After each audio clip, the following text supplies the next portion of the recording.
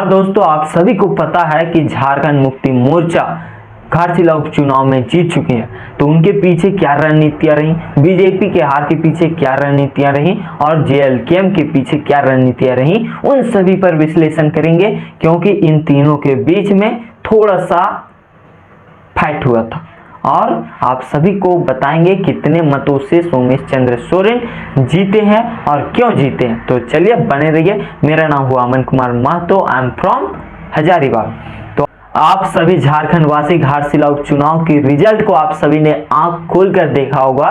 क्या फैक्टर रहा, सोमेश चंद्र सोरेन क्यों जीते और उसके पीछे का कारण क्या है, विश्लेषण करते हैं। और जेएमएम का एक खास पिछला रिकॉर्ड है, जहां पर जगन्नाथ महतो के आकस्मिक निधन होने के बाद बेबी देवी को मिला था, उसी प्रकार यहां पर भी रामदास सोरेन के बदले सोमेश चंद्र सोरेन को मिला था विधायिका का सीट लड़ने का। तो यहां पर दोनों जीते और जेएमएम के साथ एक दो नहीं 5 ऐसे कारण हैं, 5 ऐसे रिकॉर्ड हैं जो अपने आप को बरकरार रख रही है उपचुनाव में। चाहे कोई भी आ जाए, हम जीतेंगे तो हम ही।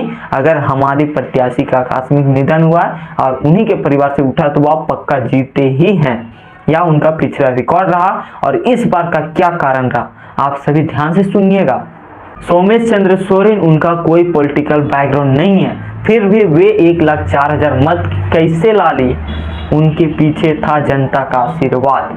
किसी की मृत्यु होती है तो उनके परिवार वालों को श्रद्धांजलि दिया जाता है कि आप इस दुख की घड़ी में खड़े हो। वही जनता ने किया उन्हें, उनके बेटे सोमेश चंद्र सोरेन को, क्योंकि उनके पिता का निधन हुआ था, उसके श्रद्धांजलि के तौर पर लोगों ने आशीर्वाद भर भर के दिए और वे सोमेश चंद्र सोरेन जीत गए हैं, माननीय विधायक बन चुके हैं। और देखने वाली बात होगी कि इस बार फासला 40,000 का रहा है भाई साहब, 38,000 का रहा है, मगर 40,000 आप मोटा मोटी ले सकते हैं। इससे आपको स्पष्ट हो रहा होगा, जहां पिता 20 साल का अनुभव राजनीतिक का, वे जीते तो 22,000 मत से, बेटा जीता तो 40,000 मत से।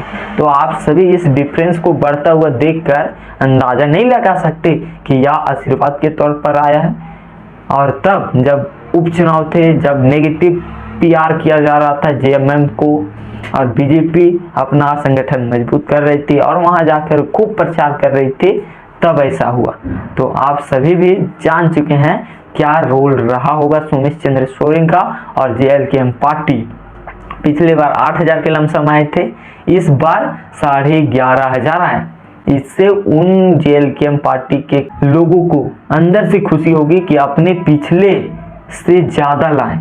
और जो अफवाहें उड़ा रहे होंगे लोग कि अपना बेस खो चुके हैं घाटशिला में जेएलकेएम, उन्हें एक गाल पर तमाचा दे दिए हैं जेएलकेएम वाले कि हम डरने वाले नहीं है, हम डट के लड़ेंगे, लोगों को झुका के लड़ेंगे, अपना बेस कभी नहीं खोएं। इसी प्रकार मेहनत करते करते अपने आप को उस जगह पर स्थापित जरूर करेंगे। उनका सोच होगा और वे सही मायनों में अपने आप को सिद्ध कर चुके हैं जेएलकेएम वाले, क्योंकि बहुत लोग ऐसे कह रहे थे कि इस कुर्मी आंदोलन के बाद जेएलकेएम का जनाधार घाटशिला में घट जाएगा और बहुत सारे ऐसी चुनौतियों का सामना करके जेएलकेएम वासी ने धूम मचा दिया, 3,000 मत अपने आप को बढ़ा लिए।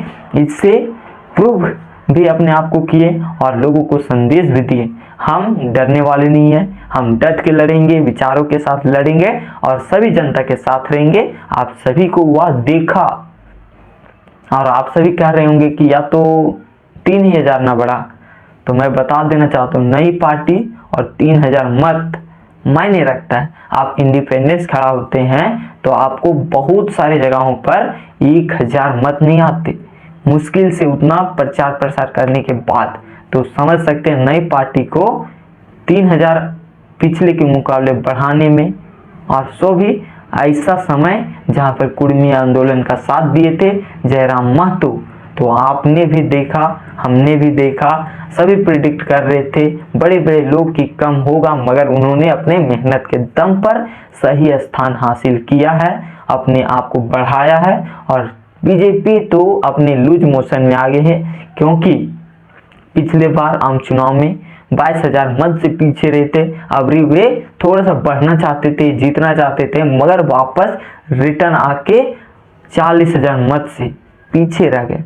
इससे उनके लिए एक बुरा सदमा लग सकता है, क्योंकि घाटशिला एक ऐसी सीट थी जहां पर बीजेपी जीतती तो उसके बाद 2029 के चुनाव में रणनीति बनाती कि हाँ देखिए हम किस प्रकार से जेएमएम को हरा दिए, अपने मुद्दों में दम रखे थे इसीलिए। और यहाँ पर बीजेपी के हार के बाद जेएमएम कहेगी कि नहीं बाबू नहीं, हमारा ताकत अभी बरकरार है, हमारी गिनती अभी 28 से शुरू होती है, मगर अभी एक सीट चंपे सोरेन की सीट उनके पास नहीं है, इसीलिए 27 से शुरू कर रहे हैं।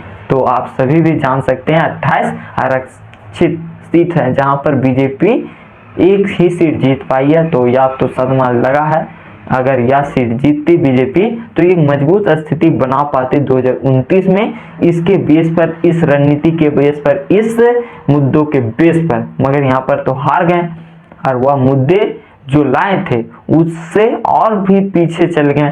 तो इससे नेगेटिव इम्पैक्ट पड़ेगा बीजेपी को और वे नई रणनीति के साथ वापस लौटेगी 2029 में। जेएमएम तो अभी तो खमखम दमखम अपने आप में रख रही है, जेएलकेएम भी संतुष्ट है, सारे लोग संतुष्ट है।